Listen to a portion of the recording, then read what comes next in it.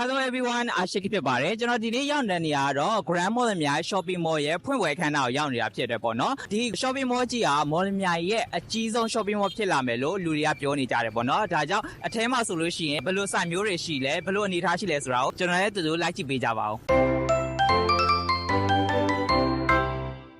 Construction period ကိုအချိန်ကြာယူခဲ့ပြီးတဲ့နောက်မှာတော့ဒီကနေ့ March လ19ရက်နေ့မှာတော့ Grand Mall များ Shopping Mall ကြီးရဲ့ဖွင့်ပွဲခန်းနာရောက်ရှိလို့လာခဲ့ပါပြီဒီ Shopping Mall ကြီးမှာညီနီထက်ပါဝင်အဆောက်အဦအထက်ရေပေါင်း9ထပ်ရှိပါတယ်အရင်ဆုံး cycle တွေကားတွေထားတဲ့ parking area အကြောင်းပြောကြရအောင်နော်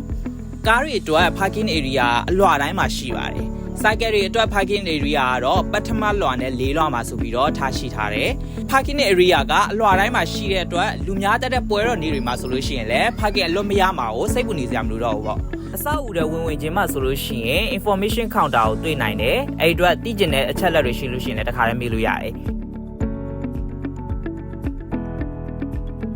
ပထမအလွှာမှာတော့ယန္တနာချစ်သူတွေအတွက်ယန္တနာဆိုင်တွေအလားပါကြိုက်တဲ့တွေအတွက် cosmetic နဲ့ skin care တွေပြီးတော့မျက်မှန်တွေ accessory တွေအပြင် ATM ဆက်တွေကိုလည်းတွေ့ခဲ့ရတယ်ဒုတိယအလွှာကတော့ fashion ကိုအသားပေးထားတဲ့အလွှာလို့ကျွန်တော်အနေနဲ့မြင်မိတယ်။ဘာလို့ဆိုလို့ရှိရင် fashion ကိုမှယောက်ျားလေးဝတ် မိန်းကလေးဝတ်တွေအပြင်ရိုးရအထည်တွေကိုလည်းရနိုင်သေးတယ်။ phone accessory တွေအတွက်ဆိုလို့ရှိရင်လည်းဆိုင်ငန်းတွေတွေ့ခဲ့ရတယ်လို့ beauty salon တွေ flower service တွေကိုလည်းတွေ့ခဲ့ရတယ်။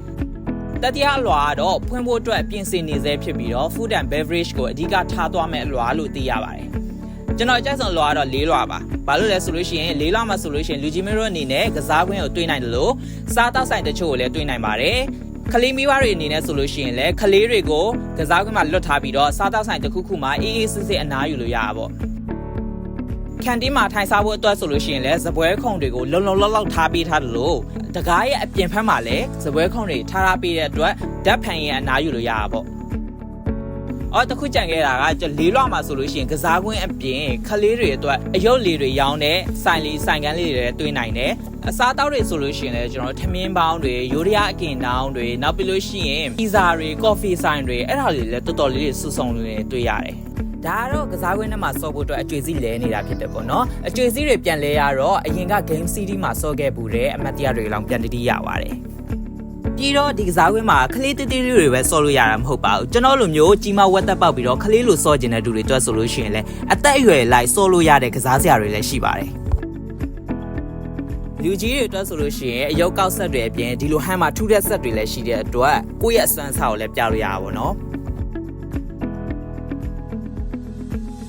ဒါတော့ဆရာကြီးတွေဆရာမကြီးတွေလက်ကိုဆက်နေကြတာဖြစ်ပါတယ်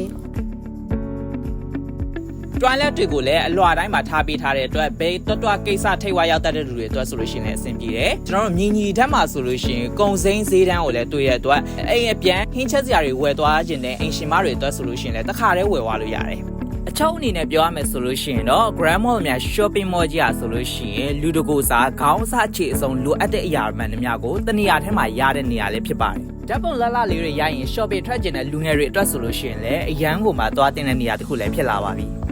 ဟုတ်ကဲ့ပါဒီနေ့ရဲ့ vlog ကတော့ဒီလောက်ပါပဲနောက်ထပ် vlog တွေမှာထပ်တွေ့ပါမယ် bye bye